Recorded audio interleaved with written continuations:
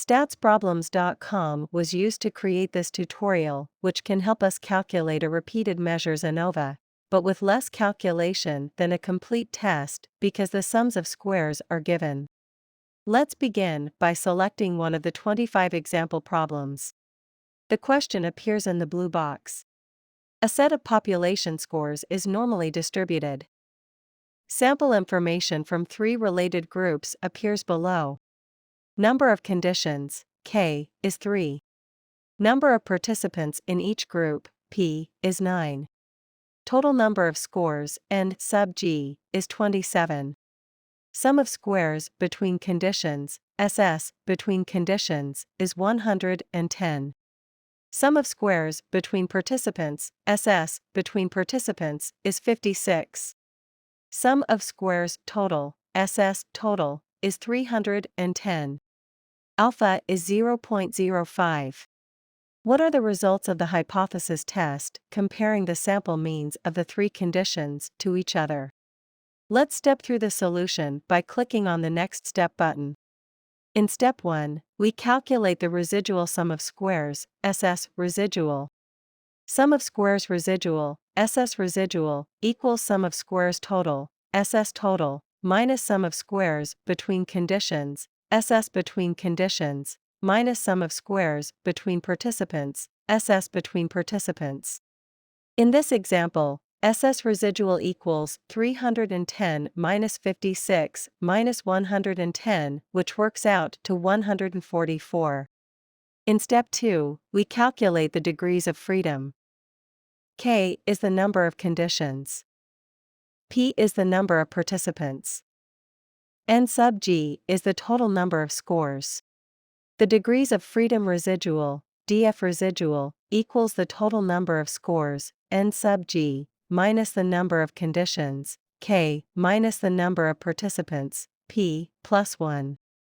In this example, DF residual equals 27 minus 3, minus 9, plus 1, which works out to 16. The degrees of freedom between conditions, DF between conditions, equals the total number of conditions, K, minus 1. In this example, DF between conditions equals 3 minus 1, which works out to 2. In Step 3, we calculate the mean square residual, MS residual. The mean square residual, MS residual, is equal to the sum of squares residual, SS residual, divided by the degrees of freedom residual, DF residual. In this example, MS residual equals 144 divided by 16, which works out to 9. In Step 4, we calculate the mean square between conditions, MS between conditions.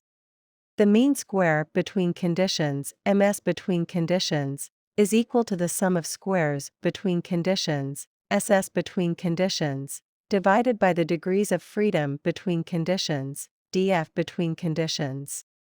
In this example, MS between conditions equals 110 divided by 2, which works out to 55. In Step 5, we calculate the observed F value. The observed F value, F, is equal to the mean square between conditions, MS, between conditions, divided by the mean square residual, MS residual. In this example, F equals 55 divided by 9, which works out to 6.111. In Step 6, we find the critical F value. We need alpha level and degrees of freedom to look up F critical value. The alpha level is 0.05, the degrees of freedom between conditions is 2, and the degrees of freedom residual is 16. In the F table of critical values, the column of the table indicates the numerator of the F ratio, which is the between conditions degrees of freedom for this analysis. The row of the table indicates the denominator of the F ratio, which is the residual degrees of freedom for this analysis. Use Interactive Table 8 to find the critical F value. Using the alpha equals 0.05 table, with DF numerator of 2, DF between conditions, and DF denominator of 16, DF residual, to find the critical F value of 3.63. We close this window to return to the analysis, which shows that the critical value from the table with df numerator, between conditions, equals 2 and df denominator, residual, equals 16 is 3.63. In step 7, we test the hypothesis. The observed f value of 6.111 is greater than or equal to the critical f value of 3.63, so we reject the null hypothesis. In addition to the 25 example problems, we can work step by step through an unlimited number of new problems using the Generate button. The Edit Data button can help us create problems with customized input. Instructors can use this function to create problems with complete solutions to use on exams, in class, or for homework. For printed output, we can print the question. Or we can print the question with the complete solution. You can also work out the complete repeated measures ANOVA with scores as input, but this problem solver takes a long time to work out with so many steps. The free website has statistical analyses in all of the most common areas in statistics. Statsproblems.com also has a mobile version so you can access the site from anywhere.